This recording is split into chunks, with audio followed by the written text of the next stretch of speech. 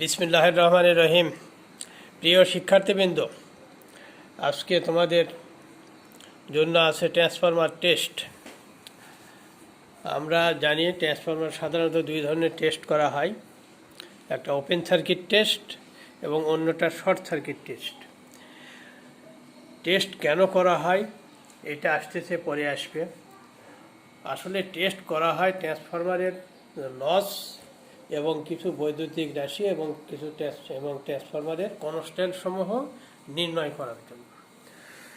তো বিস্তারিত পরে আসবে। টেস্ট তাহলে আমরা জানলাম কি, ট্রান্সফরমার দুই ধরনের টেস্ট করা হয়, একটা ওপেন সার্কিট টেস্ট, একটা শর্ট সার্কিট টেস্ট। প্রথমে আসতেছে open circuit test. Open circuit test হলো যে ট্রান্সফরমারের যে কোনো এক সাইড খোলা রেখে অন্য সাইডে প্রয়োজনীয় যন্ত্রপাতি সংযোগ করে ফুল ভোল্টেজ সরবরাহ করতে হবে। পূর্ণ ভোল্টেজ সরবরাহ করে যে টেস্ট করা হয় এটাই হলো ওপেন সার্কিট টেস্ট। তবে কিছু সুবিধার জন্য ওপেন সার্কিট টেস্টের সময় হাই সাইডকে ওপেন রাখা হয় এবং লো সাইডে প্রয়োজনীয় যন্ত্রপাতি লাগানো হয়। কারণ লো সাইডে যন্ত্রপাতি যদি লাগানো হয় তাহলে এইগুলোর রেটিং কম হলেই হবে। আবার আমরা অন্যভাবে জানি যে লো সাইডে তো কারেন্ট বেশি হলেও যখন ওপেন সার্কিট টেস্ট করা হবে তখন খুব কম পরিমাণ কারেন্ট প্রবাহিত হবে। ফুল লোডের 2-5% কারেন্ট প্রবাহিত হবে। তার কিছু সুবিধার জন্য ওপেন সার্কিট টেস্ট আমাদের কিভাবে করতে হয়। ওপেন সার্কিট টেস্ট হাই সাইডকে খোলা রাখা হয় এবং লো সাইডে প্রয়োজনীয় যন্ত্রপাতি সংযোগ করে রেটেড ভোল্টেজ সাপ্লাই দেওয়া হয়। রেটেড ভোল্টেজ বলতে কি? রেটেড ভোল্টেজ বলতে যে সাইডে সাপ্লাই দিবে ওই সাইডের ট্রান্সফরমারের যে রেটিং, সেই রেটিং অনুযায়ী সাপ্লাই দিতে হবে। আর প্রয়োজনীয় যন্ত্রপাতি বলতে এখানে ভোল্ট মিটার, ওয়াট মিটার এবং অ্যামিটার সংযোগ করতে হবে। এখানে একটা সার্কিট দেওয়া আছে যে এই লো সাইডে ভোল্ট মিটার লাগানো আছে, ওয়াট মিটার লাগানো আছে, অ্যামিটার লাগানো আছে এবং হাই সাইডে খোলা রাখা আছে। হাই সাইডে খোলা রেখে লো সাইডে পূর্ণ ভোল্টেজ সাপ্লাই দেওয়া আছে। পূর্ণ ভোল্টেজ যদি সাপ্লাই দেওয়া হয় আর হাই সাইড এক সাইড যদি খোলা রাখা হয় তাহলে আমরা transformer open circuit no load টেস্টের অবস্থায় আমরা জানি যে নো লোড টেস্টে যখন ট্রান্সফরমারের প্রাইমারিতে সরবরাহ করা হয় তখন পূর্ণ কারেন্টের অর্থাৎ ফুল লোড কারেন্টের 2-5% কারেন্ট প্রবাহিত হয়।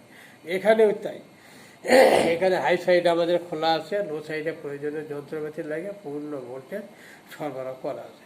পূর্ণ ভোল্টেজ সরবরাহ করলে অ্যামিটার পার্ট পাওয়া যাবে, ওয়াট মিটার পার্ট পাওয়া যাবে, ভোল্ট মিটার পার্ট পাওয়া যাবে। তো এই অবস্থায় ওয়াট মিটার যে পার্ট পাওয়া যাবে ওয়াট মিটারে, এইটে ভিতরে কোর লসও আছে, কপার লসও আছে। তবে কপার লসের পরিমাণ কি পরিমাণ হবে? কপার লস সেকেন্ডারি তো খোলা, সেকেন্ডারি কোনো কারেন্ট নাই, তাহলে সেকেন্ডারি কয়েলের কপার লস নেই। এখন প্রাইমারি কয়েলে কপার লস আমরা জানি I²R। তা আয়ের মান 2-5%, যার জন্য প্রাইমারি কয়েলে যে কপার লস হবে সেটাও খুব কম হবে, খুব কম পরিমাণ হবে।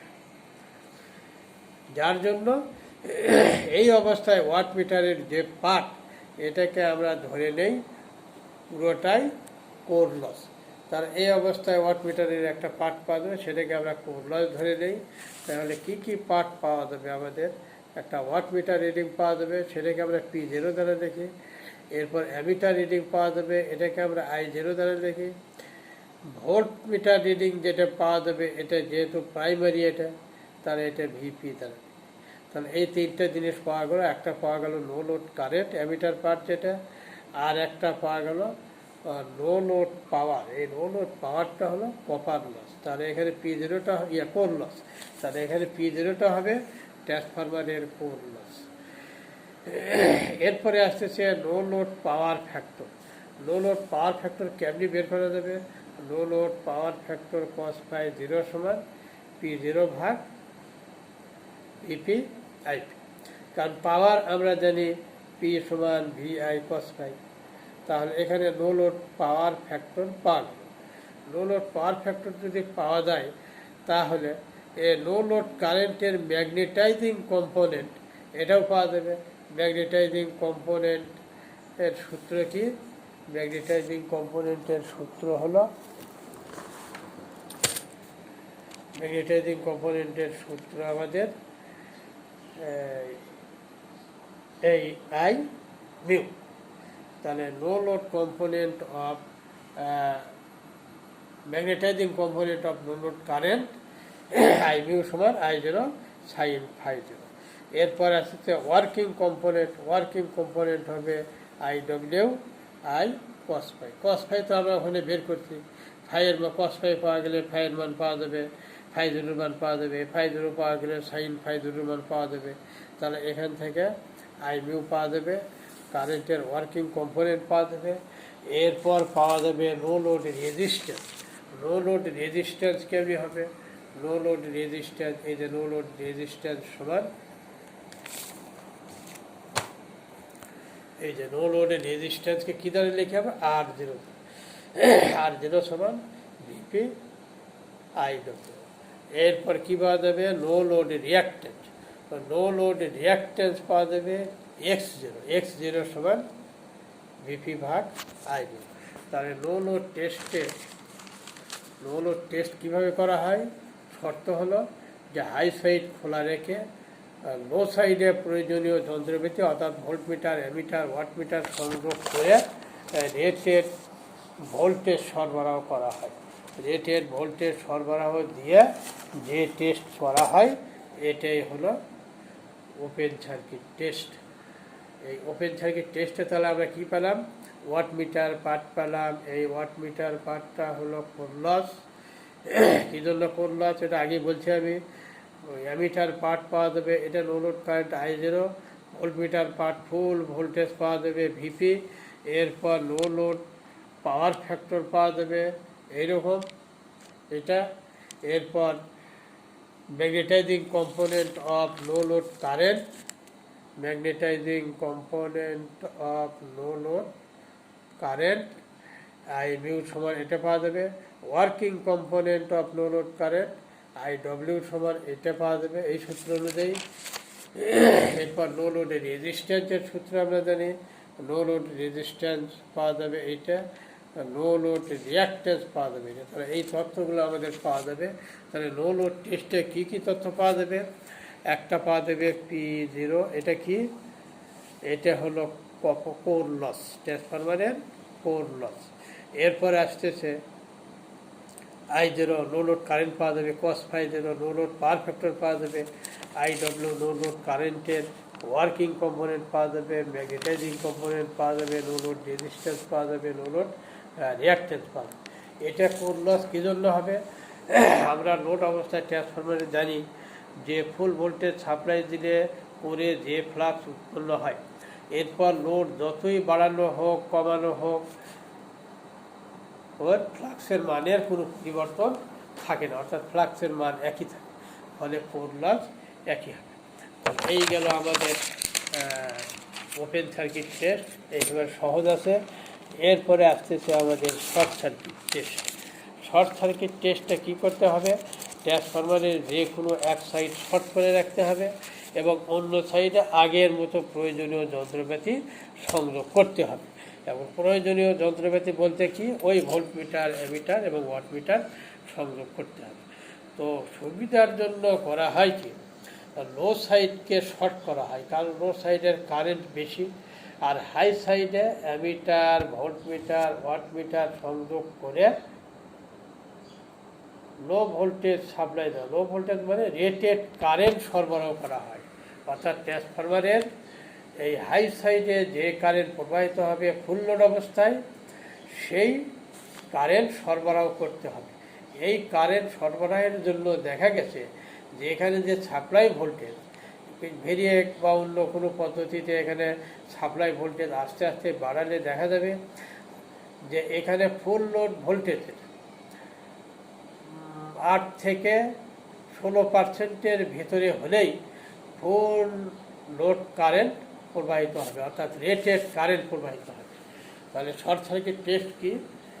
আমাদের লো সাইডকে শর্ট করতে হবে, হাই সাইডকে অ্যামিটার, ভোল্টমিটার, ওয়াটমিটার সংযোগ করে এই হাই সাইডের ফুল লোড কারেন্ট সাপ্লাই দিতে হবে, অর্থাৎ রেটেড কারেন্ট সরবরাহ করতে হবে। এতে সাপ্লাই ভোল্টেজ 8 থেকে 16%-এর ভিতরেই ফুল লোড অর্থাৎ রেটেড কারেন্ট প্রবাহিত হয়। তাহলে কী জন্য এটা আমরা কি করলাম? লো সাইড কী জন্য শর্ট করলাম? হাই সাইডের যে মিটারগুলো পাওয়া যায় লাগাতে হবে, এইগুলো রেটিং কম হলেও হবে। কিন্তু প্রশ্ন আসবে যে হাই সাইডে তো ভোল্টেজ বেশি, কিন্তু আমরা আগেই দেখলাম যে ভোল্টেজ বেশি লাগে না, ভোল্টেজ 8 থেকে 15% হলেই পূর্ণ কারেন্ট অর্থাৎ ফুল লোড কারেন্ট প্রবাহিত হবে। এই হলো শর্ট সার্কিট টেস্ট। এখন শর্ট সার্কিট টেস্টে আমাদের কী পাওয়া যাবে? শর্ট সার্কিট টেস্টে যেহেতু ভোল্টেজের মান কম, ভোল্টেজের মান যত কম হবে নো লোড কারেন্ট তত কম হবে, এবং কোরের ভিতর দিয়ে যে ফ্লাক্স প্রবাহিত হবে এই ফ্লাক্সের মানও কম। ফ্লাক্সের মান যদি কম হয় তাহলে কোর লস খুব নগণ্য হবে। ফলে আর কারেন্ট যেহেতু ফুল লোড কারেন্ট প্রবাহিত হবে এই প্রাইমারি সাইডে এবং সেকেন্ডারি সাইডে, ফলে প্রাইমারি কয়েল এবং সেকেন্ডারি কয়েল উভয় কয়েলে ফুল লোড অবস্থায় যে কপার লস হবে সেই কপার লসই হবে। তাহলে এখানে ওয়াটমিটার যে পার্ট পাওয়া যাচ্ছে এর মধ্যে কপার লস আছে এবং সামান্য পরিমাণ কোর লস আছে, যার জন্য এই কোর লসকে যদি আমরা উপেক্ষা করি তাহলে ওয়াটমিটারে যে পার্ট পাওয়া যাবে এদের পুরোটাই হবে আমাদের কপার লস। এই কপার লস এইখানে ওয়াটমিটার পার্টকে আমরা লিখি পিএসসি দ্বারা, অর্থাৎ শর্ট সার্কিট অবস্থায় পাওয়ার, এটাই হলো আমাদের কোর লস। এরপরে পাওয়া যাবে অ্যামিটার পার্ট, অ্যামিটার পার্টকেও পিআইএসসি দ্বারা লেখা হয় শর্ট সার্কিট কারেন্ট, এটা কিন্তু ফুল লোড কারেন্ট।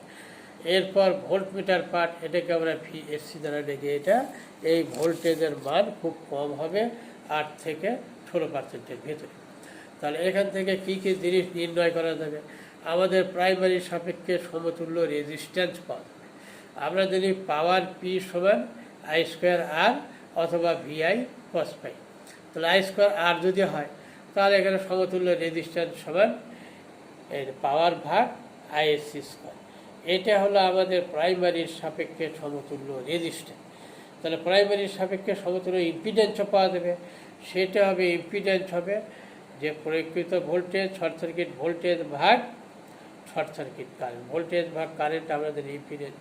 তাহলে শর্ট সার্কিট তোমার এখন তাহলে সমতুল্য রিঅ্যাকট্যান্স কত হবে? প্রাইমারির সাপেক্ষে সমতুল্য রিঅ্যাকট্যান্স হবে ইম্পিডেন্স সূত্র অনুযায়ী সমতুল্য রিঅ্যাকট্যান্স সমান রুট সমতুল্য ইম্পিডেন্সের ওপর বর্গ বিয়োগ সমতুল্য রেজিস্ট্যান্সের ওপর। তাহলে শর্ট সার্কিট টেস্টে আমাদের কী কী তথ্য পাওয়া যাবে? শর্ট সার্কিট টেস্টে আমাদের পাওয়া যাবে কপার লস, সমতুল্য রেজিস্ট্যান্স, সমতুল্য রিঅ্যাকট্যান্স, সমতুল্য ইম্পিডেন্স। এই তথ্যগুলো আমাদের শর্ট সার্কিট টেস্ট থেকে বের করা যাবে। এবং শর্ট সার্কিট টেস্টের উদ্দেশ্যই হলো যে কপার লস নির্ণয় করা, সমতুল্য রেজিস্ট্যান্স নির্ণয় করা এবং সমতুল্য ইম্পিডেন্স নির্ণয়। আর ওপেন সার্কিট টেস্টের উদ্দেশ্য হলো কি? কোর লস নির্ণয় করা, নো লোড কারেন্ট বের করা, নো লোড পাওয়ার ফ্যাক্টর বের করা, নো লোড কারেন্টের ওয়ার্কিং কম্পোনেন্ট বের করা, ম্যাগনেটাইজিং কম্পোনেন্ট বের করা, নো লোড রেজিস্ট্যান্স এবং রিঅ্যাকট্যান্সের মান নির্ণয় করা। এটা হলো ওপেন সার্কিট টেস্টের তথ্য। আশা করি বুঝতে পারছো। যদি কোনো সমস্যা হয় আমার কাছে কল দিবে এবং আগামী দিন হবে এই অধ্যায়ের উপরে সমস্যা। খোদা হাফেজ।